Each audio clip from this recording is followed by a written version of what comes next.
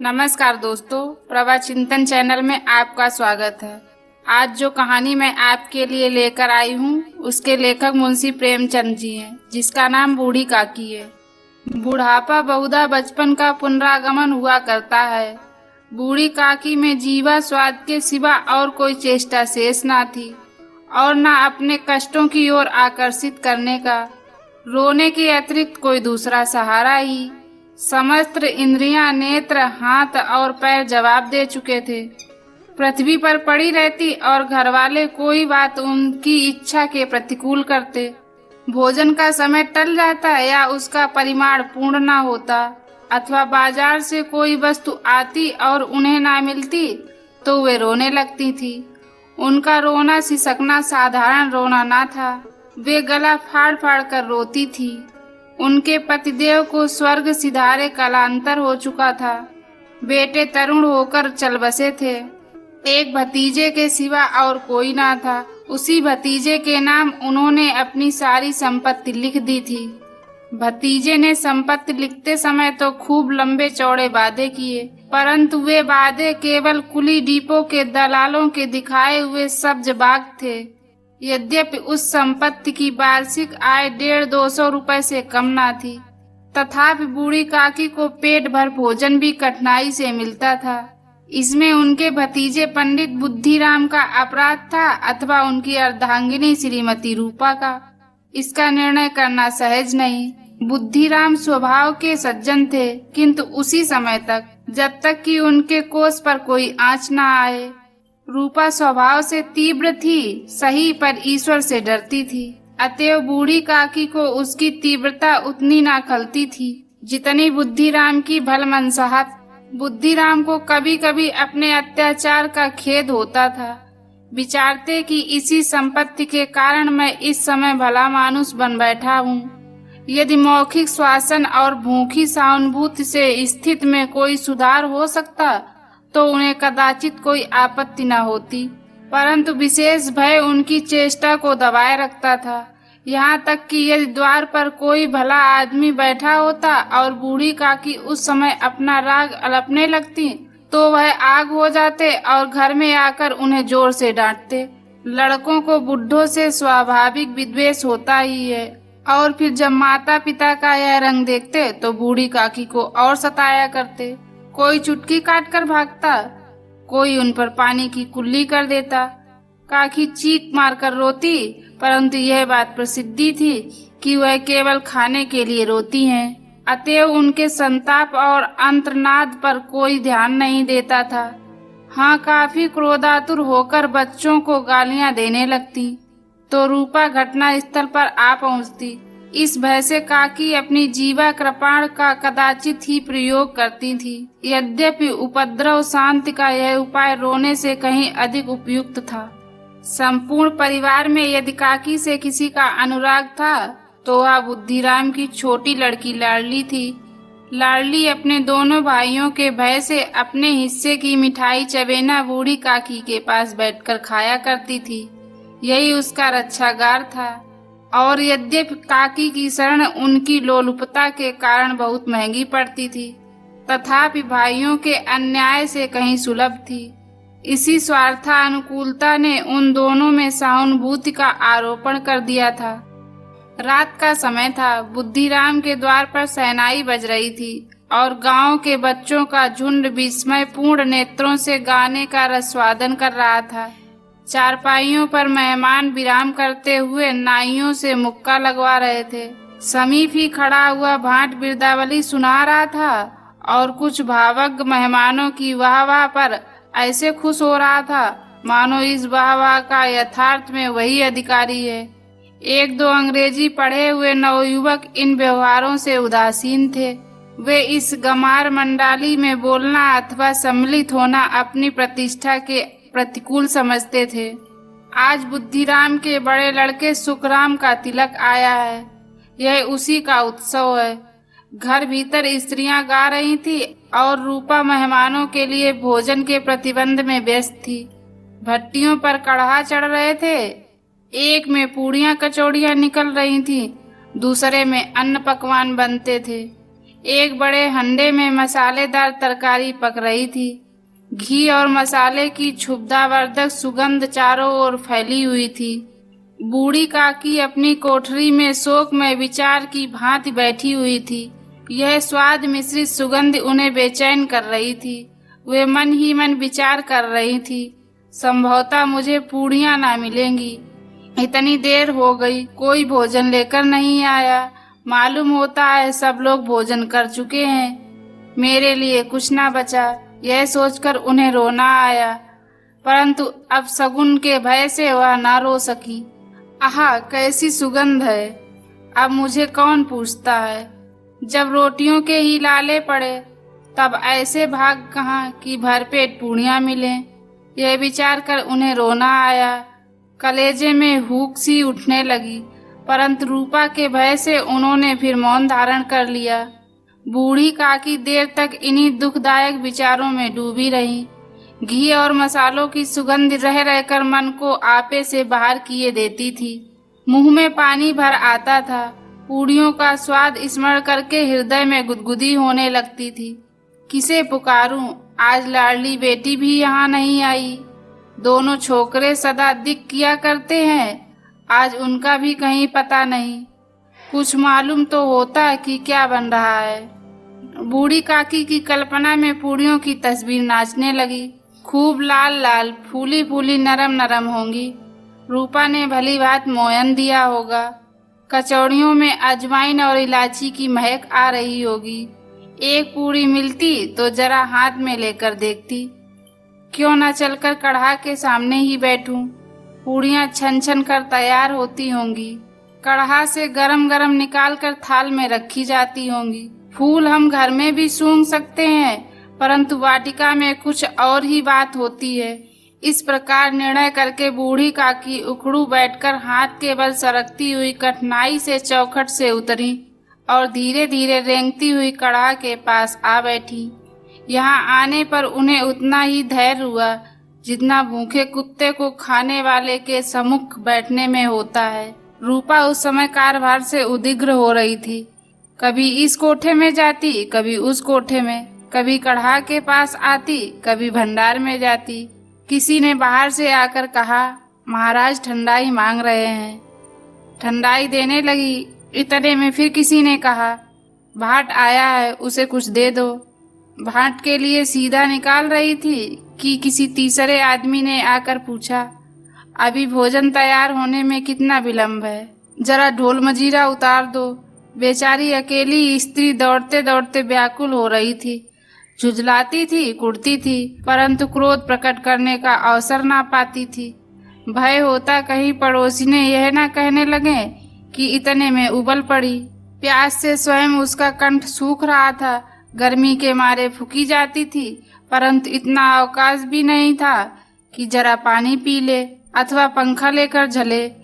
यह भी खटका था कि जरा आंख हटी और चीजों की लूट मची। इस अवस्था में उसने बूढ़ी काकी को कढ़ा के पास बैठी देखा तो जल गई। क्रोध ना रुक सका। इसका भी ध्यान ना रहा कि पड़ोसी ने बैठी हुई मन में क्या कहेंगी। पुरुषों में लोग सुनेंगे तो क्या कहेंगे। जिस प्रकार मेढक केचुए पर झपटता है, उसी प्रकार वह बूढ़ी काकी पर झपटी और उन्हें दोनों हाथों से झटक कर बोली, ऐसे पेट में आग लगे, पेट है या भाड़, कोठरी में बैठते हुए क्या दम घुटता है। अभी मेहमानों ने नहीं खाया, भगवान को भोग नहीं लगा, तब तक धैर्य न हो सका, आकर छाती पर सवार हो गई।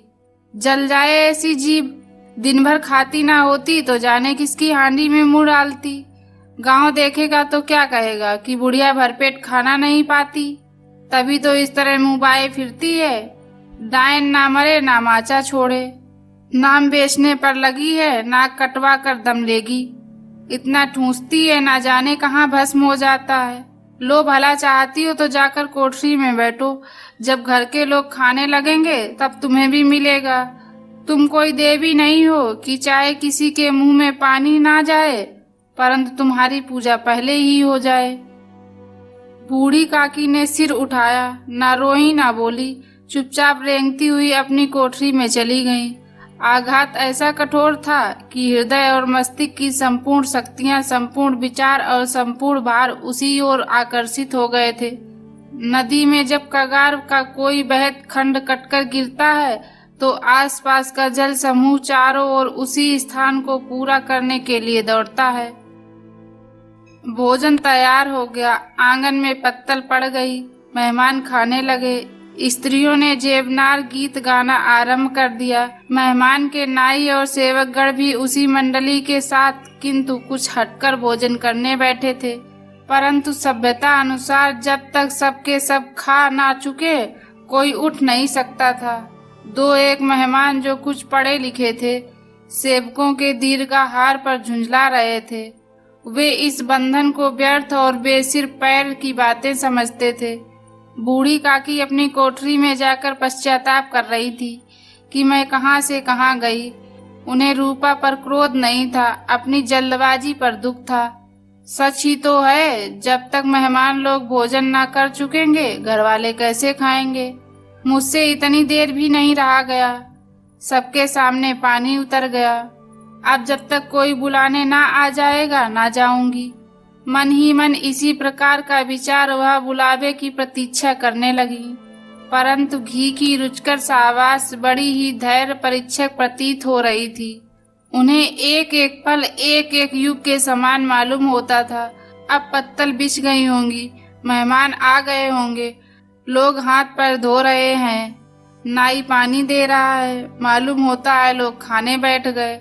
जेबनार गाया जा रहा है। धीरे धीरे एक गीत गुनगुनाने लगी। उन्हें मालूम हुआ कि मुझे गाते देर हो गई। क्या इतनी देर तक लोग भोजन कर रहे होंगे? किसी की आवाज नहीं सुनाई देती। अवश्य लोग खा पी कर चले गए। मुझे कोई बुलाने नहीं आया। रूपा चिढ़ गई है, क्या जाने ना बुलाए, सोचती हो कि अपने आप ही आ जाएंगी। वह मेहमान तो नहीं जो उन्हें बुलाऊं। बूढ़ी काकी चलने के लिए तैयार हुई, यह विश्वास कि 1 मिनट में पूड़ियाँ और मसालेदार तरकारियाँ सामने आएंगी। उनकी स्वादेंद्रियों को गुदगुदाने लगा। उन्होंने मन में तरह तरह के मंसूबे बांधे। तरकारी से पूड़ियाँ खाऊंगी, फिर दही और शक्कर से कचौड़ियाँ रायते के साथ मजेदार मालूम होंगी। चाहे कोई बुरा माने चाहे भला, मैं तो मांग मांग कर खाऊंगी। यही ना लोग कहेंगे कि इन्हें विचार नहीं। कहा करें, इतने दिन बाद पूड़ियाँ मिल रही हैं तो मुंह जूठा करके थोड़ी ही उठ जाऊंगी। वह उकड़ू बैठकर हाथों के बल सरकती हुई आंगन में आई। परंतु हाय दुर्भाग्य, अभिलाषा ने अपने पुराने स्वभाव के अनुसार समय की मिथ्या कल्पना की थी। मेहमान मंडली अभी बैठी हुई थी। कोई खाकर अंगुलियां चाटता, कोई तिरछे नेत्रों से देखता था कि और लोग अभी खा रहे हैं या नहीं। कोई इस चिंता में था कि पत्तल पर पूड़ियां छूटी जाती हैं, किसी तरह इन्हें भीतर रख लेता। कोई दही खाकर जीभ चटकारता था, परंतु दूसरा दोना मांगते संकोच करता था कि इतने में बूढ़ी काकी रेंगती हुई उनके बीच में जा पहुंची। कई आदमी चौंक कर उठ खड़े हुए, पुकारने लगे, अरे यह बुढ़िया कौन है? यह कहाँ से आ गई? देखो किसी को छू ना दे। पंडित बुद्धिराम काकी को देखते ही क्रोध से तिलमिला गए। पूड़ियों का थाल लिए खड़े थे, थाल को जमीन पर पटक दिया और जिस प्रकार निर्दय महाजन अपने किसी बेईमान और भगोड़े कर्जदार को देखते ही झपट कर उसका टेटुआ पकड़ लेता है, उसी तरह लपक कर उन्होंने बूढ़ी काकी के दोनों हाथ पकड़े और घसीटते हुए लाकर उन्हें अंधेरी कोठरी में धम से पटक दिया। बूढ़ी काकी की आशा रूपी वाटिका लू के एक ही झोंके से नष्ट विनष्ट हो गई। मेहमानों ने भोजन किया, घर वालों ने भोजन किया, बाजे वाले धोबी चमार भी भोजन कर चुके, परंतु बूढ़ी काकी को किसी ने ना पूछा। बुद्धिराम और रूपा दोनों ही बूढ़ी काकी को उनकी निर्लज्जता के लिए दंड देने का निश्चय कर चुके थे। उनके बुढ़ापे पर, दीनता पर, हत ज्ञान पर किसी को करुणा ना आती थी। अकेली लाडली उनके लिए कुढ़ रही थी। लाडली को काकी से अत्यंत प्रेम था। बेचारी भोली लड़की थी, बाल विनोद और चंचलता की उसमें गंध तक ना थी। दोनों बार जब उसके माता पिता ने काकी को निर्दयता से घसीटा तो लाडली का हृदय ऐंठ कर रह गया। वह झुंझला रही थी कि यह लोग काकी को क्यों बहुत सी पूड़ियां नहीं दे देते। क्या मेहमान सबकी सब खा जाएंगे, और यदि काकी ने मेहमानों से पहले खा लिया तो क्या बिगड़ जाएगा। वह काकी के पास जाकर उन्हें धैर्य देना चाहती थी, परंतु माता के भय से ना जाती थी। उसने अपने हिस्से की पूड़ियां बिल्कुल ना खाई थी, अपनी गुड़ियों की पिटारी में बंद कर रख दी थी। वह उन पूड़ियों को काकी के पास ले जाना चाहती थी। उसका हृदय अधीर हो रहा था। बूढ़ी काकी मेरी बात सुनते ही उठ बैठेंगी, पूड़ियां देखकर कैसी प्रसन्न होगी, मुझे खूब प्यार करेंगी। रात के 11 बज गए थे। रूपा आंगन में पड़ी सो रही थी। लाडली की आंखों में नींद ना आती थी। काकी को पूड़ियां खिलाने की खुशी उसे सोने ना देती थी। उसने गुड़ियों की पिटारी सामने ही रखी थी। जब विश्वास हो गया कि अम्मा अब सो रही हैं, तो वह चुपके से उठी और विचारने लगी, कैसे चलूं। चारों ओर अंधेरा था, केवल चूल्हे में आग चमक रही थी। चूल्हे के पास एक कुत्ता लेटा हुआ था। लाडली की दृष्टि द्वार के सामने वाले नीम की ओर गई। उसे मालूम हुआ कि उस पर हनुमान जी बैठे हुए हैं। उनकी पूंछ, उनकी गदा सब स्पष्ट दिखाई दे रही है। मारे भय के उसने आंखें बंद कर ली। इतने में कुत्ता उठ बैठा। लाडली को साहस हुआ।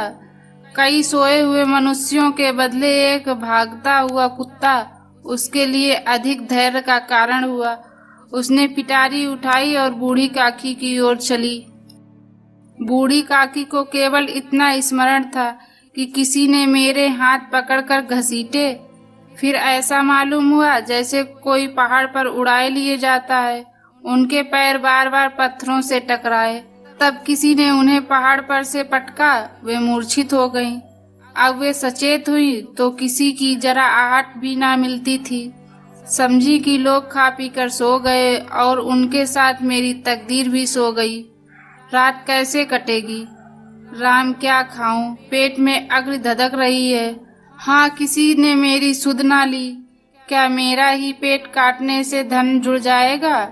इन लोगों को इतनी भी दया नहीं आती कि जाने बुढ़िया कब मर जाए, उसका जी क्यों दुखावे।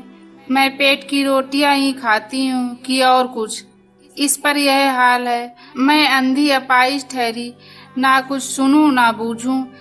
यदि आंगन में चली गई तो क्या बुद्धिराम से इतना कहते ना बनता था कि काकी अभी लोग खा रहे हैं, फिर आना। मुझे घसीटा पटका। उन्हें पूड़ियों के लिए रूपा ने सबके सामने गालियां दी। उन्हीं पूड़ियों के लिए इतनी दुर्गत करने पर भी उनका पत्थर का कलेजा न पसीजा। सबको खिलाया, मेरी बात तक ना पूछी। जब तक ही ना दी तब तक क्या देंगे। यह विचार कर काकी निराश में संतोष के साथ लेट गई। ग्लानि से गला भर भर आता था, परंतु मेहमानों के भय से रोती ना थी। सहसा उनके कानों में आवाज आई, काकी उठो, मैं पूड़ियां लाई हूँ। काकी ने लाडली की बोली पहचानी। चटपट उठ बैठी। दोनों हाथ से लाडली को टटोला और उसे गोद में बिठा लिया। लाडली ने पूड़ियां निकाल कर दी। काकी ने पूछा, क्या तुम्हारी अम्मा ने दी हैं? लाडली ने कहा, नहीं, ये मेरे हिस्से की है। काकी पूड़ियों पर टूट पड़ी। 5 मिनट में पिटारी खाली हो गई। लाडली ने पूछा, काकी पेट भर गया? जैसे थोड़ी सी वर्षा कंठक के स्थान पर और गर्मी पैदा कर देती है, उसी भांति इन थोड़ी सी पूड़ियों ने काकी की क्षुधा और इच्छा को उत्तेजित कर दिया था। बोली, नहीं बेटी, जाकर अम्मा से और मांग लाओ। लाडली ने कहा, अम्मा सोती है, जाऊंगी तो मारेगी। काकी ने पिटारी को फिर टटोला। उसमें कुछ खुरचन गिरे थे, उन्हें निकालकर वे खा गईं। बार बार ओंठ चाटती, चटकारे भरती थी। हृदय महसूस रहा था कि और पूड़ियां कैसे खाऊं। संतोष सेतु जब टूट जाता है तब इच्छा का भाव अपरिमित हो जाता है। मतवालों को मद का स्मरण करना उन्हें मदांत बनाता है।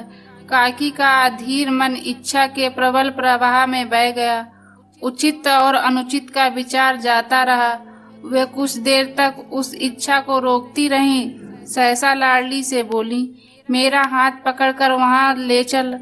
जहाँ मेहमानों ने बैठकर भोजन किया है। लाडली उनका अभिप्राय न समझ सकी।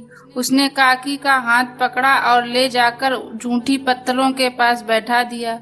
दीन क्षुधातुर हद ज्ञान बुढ़िया पत्तलों से पूड़ियों के टुकड़े चुन चुन कर भक्षण करने लगी। ओहो, दही कितना स्वादिष्ट था, कचौरियाँ कितनी सलोनी, खस्ता कितनी सुकोमल। काकी बुद्धिहीन होते हुए भी इतना जानती थी कि मैं वह काम कर रही हूँ जो मुझे कदापि न करना चाहिए। मैं दूसरों की जूठी पत्तल चाट रही हूँ। परंतु बुढ़ापा तृष्णा रोग का अंतिम समय है, जब संपूर्ण इच्छाएं एक ही केंद्र पर आ लगती हैं। बूढ़ी काकी में यह केंद्र उनकी स्वादेंद्रिय थी। ठीक उसी समय रूपा की आंखें खुली।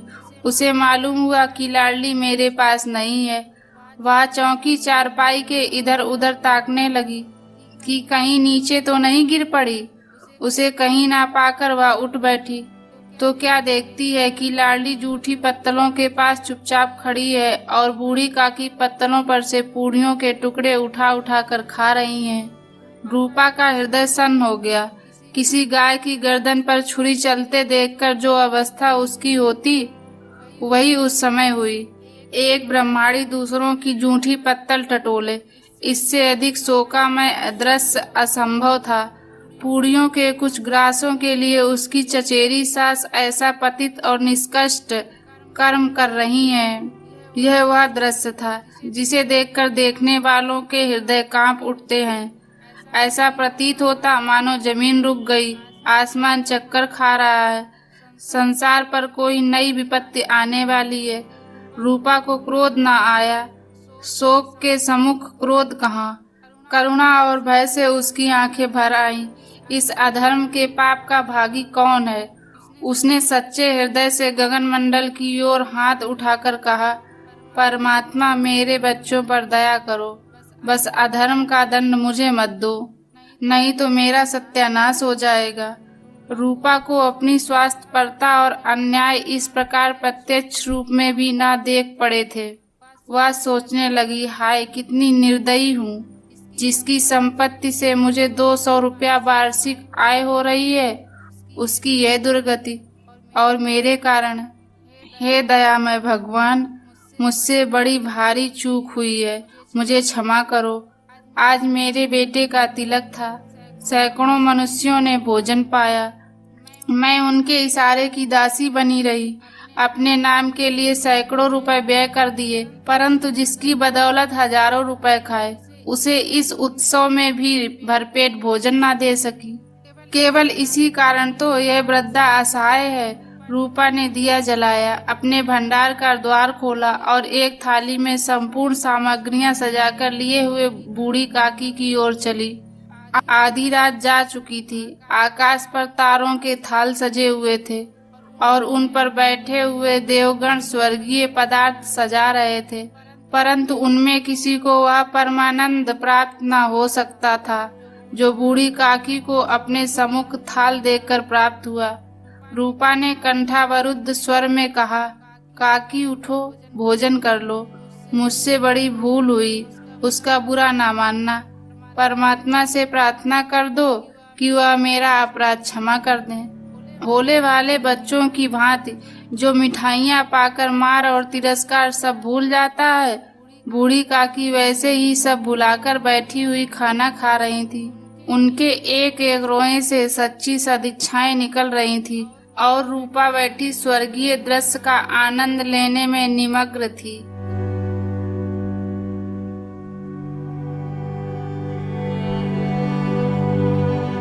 दोस्तों, यह कहानी आपको कैसी लगी हमें कमेंट के माध्यम से बताएं और मेरे चैनल को सब्सक्राइब करना मत भूलिएगा। अब मिलते हैं एक नई कहानी के साथ, तब तक के लिए जय हिंद।